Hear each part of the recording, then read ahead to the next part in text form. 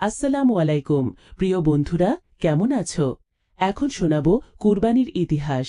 নবী ইব্রাহিম আলাইহিসসালামের কুরবানির ঘটনা ইসলামের ইতিহাসে অন্যতম গুরুত্বপূর্ণ ও হৃদয় বিদারক এক আত্মত্যাগের গল্প। এই ঘটনার মাধ্যমে আমাদেরকে আনুগত্য, ত্যাগ ও আল্লাহর প্রতি সম্পূর্ণ সমর্পণের শিক্ষা দেওয়া হয়েছে।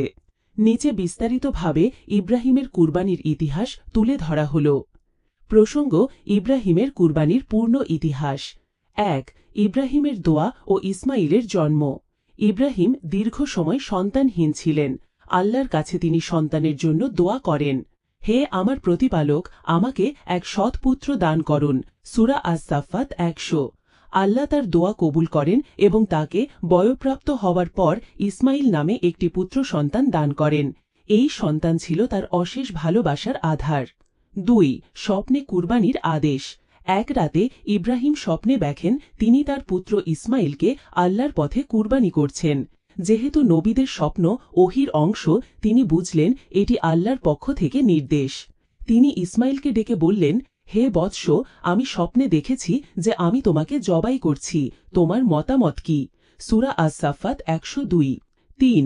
ইসমাইলের উত্তম জবাব। ইসমাইল বিন্দুমাত্র দ্বিধা না করে বললেন, হে আমার পিতা, আপনি যা আদিষ্ট হয়েছেন তা করুন। ইনশাআল্লাহ আপনি আমাকে ধৈর্যশীলদের অন্তর্ভুক্ত পাবেন। সূরা আস-সাফফাত ১০২। এই উত্তরের মাধ্যমে তিনি তার আনুগত্য ও ঈমানের পরিচয় দেন। ৪. আল্লাহর পরীক্ষা ও কুরবানি। ইব্রাহিম তার পুত্রকে কুরবানি করার জন্য প্রস্তুত হন। দুজন পাহাড়ে ওঠেন। ইসমাইল নিজেকে শুইয়ে দেন। চোখ বেঁধে ইব্রাহিম আজ ছুরি চালান। কিন্তু আল্লাহ তাআলা তার প্রতি সন্তুষ্ট হয়ে ইসমাইলকে বাঁচিয়ে দেন এবং বদলে একটি জান্নাতি দুম্বা পাঠান। হে ইব্রাহিম, তুমি তো তোমার স্বপ্ন সত্য করে দেখালে। নিশ্চয়ই আমরা সৎ কর্মশীলদের এমনিভাবে পুরস্কৃত করি। এটি ছিল এক স্পষ্ট পরীক্ষা। সূরা আস-সাফফাত ১০৪-১০৬। ৫. কুরবানির উদ্দেশ্য ও তাৎপর্য। এই ঘটনার মাধ্যমে ইব্রাহিম ও ইসমাইল প্রমাণ করেন যে তারা আল্লাহর নির্দেশের সামনে নিজের ইচ্ছা ও আবেগকে সম্পূর্ণভাবে কুরবানি করতে প্রস্তুত।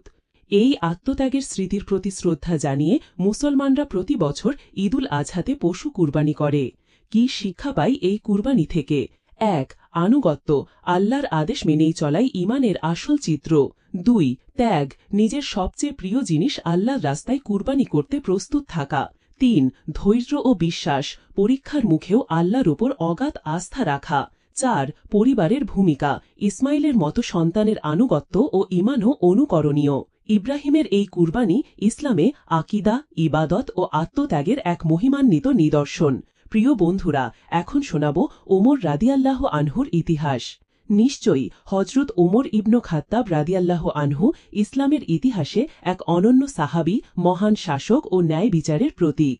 তার জীবন কেবল মুসলিমদের জন্য নয়, সকল মানুষের জন্য আদর্শ।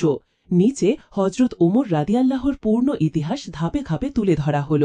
প্রসঙ্গ: হজরত ওমর রাদিয়াল্লাহর ইতিহাস। ১. পরিচয় ও জন্ম। পূর্ণ নাম ওমর ইবনুল খাত্তাব রাদিয়াল্লাহু আনহু। উপাধি ফারুক বা সত্য ও মিথ্যার মাঝে পার্থক্যকারী। গোত্র কুরাইশ। জন্ম আনুমানিক ৫৮৪ খ্রিস্টাব্দে মক্কায়। ২.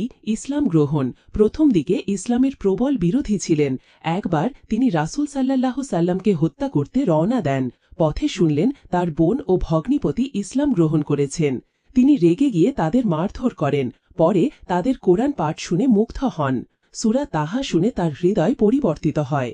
তখনই তিনি রাসূলুল্লাহ সাল্লাল্লাহু সাল্লামের নিকট গিয়ে ইসলাম গ্রহণ করেন। মুসলিমরা গোপনে ইবাদত করত। উমর রাদিয়াল্লাহু আনহু ইসলাম গ্রহণ করলে প্রথমবার মুসলিমরা প্রকাশ্যে কাবায় নামাজ পড়ে। রাসূল সাল্লাল্লাহু সাল্লাম বলেন, উমর যেখানে যায় শয়তান সেখান থেকে পালিয়ে যায়। সহিহ বুখারী। ৩. রাসূল সাল্লাল্লাহু সাল্লামের ঘনিষ্ঠ সাহাবী। রাসূল সাল্লাল্লাহু সাল্লামের প্রতিটি যুদ্ধে অংশগ্রহণ করেছেন। তাঁর পরামর্শ ও দৃষ্টিকোণ বহুবার কোরআনের আয়াত অবতরণের কারণ হয়েছে, যেমন পর্দা, বন্দীদের শাস্তি ইত্যাদি।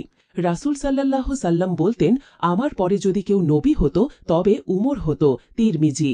৪. খেলাফত। হজরত আবু বকর রাদিয়াল্লাহুর মৃত্যুর পর ২৩ হিজরিতে হজরত উমর রাদিয়াল্লাহু আনহু খেলাফত নির্বাচিত হন। খেলাফতের মেয়াদ ১০ বছর ৬৩৪-৬৪৪ খ্রিস্টাব্দ। তার শাসনামলের সাফল্য: ১. বৃহৎ ইসলামী সাম্রাজ্য গঠন, পারস্য, সিরিয়া, মিশর, ইরাক সহ বহু অঞ্চল জয়। ২. প্রশাসনিক ব্যবস্থা চালু, জেলা ও আমির নিয়োগ, বাইতুল মাল, রাষ্ট্রীয় কোষাগার চালু। ৩. হিজরি সনের সূচনা। ৪. মসজিদ নির্মাণ ও উন্নয়ন। ৫. জনকল্যাণমূলক কাজ, রাস্তা, কূপ, ডাক ব্যবস্থা, নিরাপত্তা ব্যবস্থা ইত্যাদি। বন্ধুরা, এই গল্পটা এখানে শেষ করলাম। এবার তোমাদেরকে আরেকটা গল্প শোনাবো। গল্পের নাম ছোট আমিন আর সত্য কথা। ঘটনাস্থল: এক গ্রামে ছোট্ট একটা মাদ্রাসা।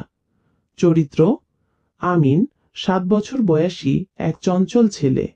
দাদা হুজুর মাদ্রাসার একজন দয়ালু শিক্ষক। আর সাদিক আমিনের বন্ধু। এবার গল্প শুরু করছি। আমিন প্রতিদিন সকালে মাদ্রাসায় যায়। একদিন আমিন ভুল করে তার বন্ধুর কলমটা নিয়ে বাড়ি চলে আসে। কলমটা দেখতে সুন্দর, নীল রঙের, মাথায় একটা ছোট্ট চাঁদের চিহ্ন। রাতে দাদা তাকে জিজ্ঞেস করে, এই কলমটা কোথা থেকে পেয়েছো আমিন? আমিন একটু লজ্জা পেয়ে বলে, সাদিকের টেবিলে ছিল, আমি ভুল করে নিয়ে এসেছি। দাদা মুচকি হেসে বলেন, তাহলে কালকে সাদিককে ফিরিয়ে দিবে। আর মনে রেখো, নবীজি সবসময় সত্য বলার আদেশ দিতেন। পরের দিন মাদ্রাসায় আমিন সাদিকের কাছে গিয়ে বলে, সাদিক ভাই, আমি ভুল করে তোমার কলম নিয়ে গেছি, এটা তোমার। সাদিক খুশি হয়ে বলে, তুমি খুব সৎ আমিন। দোস্ত, আল্লাহ সৎ মানুষকে ভালোবাসেন। দাদা হুজুর মাথায় হাত বুলিয়ে বলেন, মাশাআল্লাহ আমিন, তুমি আজকের সত্যবাদী বীর। এই গল্পটা থেকে কি শিক্ষা পেলাম বন্ধুরা? ভুল করলে স্বীকার করা উত্তম, সত্য বলা মহান গুণ। ইসলাম আমাদের সৎ ও বিশ্বাসযোগ্য হতে শেখায়। বন্ধুরা, আরেকটা গল্প শোনো। গল্পের নাম রিমি আর কুরবানির খাসি। চরিত্র: রিমি 6 বছরের একটা মিষ্টি মেয়ে। আব্বু রিমির বাবা। খাসি একটা দুষ্টু কিন্তু মজার খাসি। আর হুজুর চাচা পাড়ার মসজিদের ইমাম। এখন গল্প শুরু করছি। ঈদের আগের দিন রিমির বাবা একটা বড় খাসি কিনে আনলেন। খাসির গলায় ঘণ্টা, মাথায় ছোট শিং। রিমি খুশিতে লাফিয়ে উঠল। রিমি বলে, এটা আমার বন্ধু, আমি এর নাম রাখছি মিমু খাসি। সে খাসিকে খাওয়ায়, গান শোনায়, গল্প করে। ঈদের দিন কাছে এলো। কুরবানির সকাল। রিমি কান্না শুরু করলো, আমি তো মিমুকে খুব ভালোবাসি, কুরবানি দিলে তো ও কষ্ট পাবে। তখন হুজুর চাচা এসে বলেন, রিমি, জানো ইব্রাহিম আলাইহিসসালাম কুরবানির জন্য তার ছেলেকে দিতেও রাজি হয়েছিলেন আল্লাহর আদেশে, কিন্তু আল্লাহ তা মেনে নিয়ে তার বদলে একটা পশু দিলেন। রিমি চোখ মুছে ফেলে বলে, তাহলে মিমু যাবে জান্নাতে?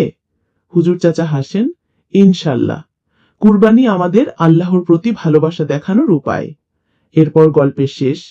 রিমি বলে, আল্লাহর জন্য কাদা মানে শক্তি।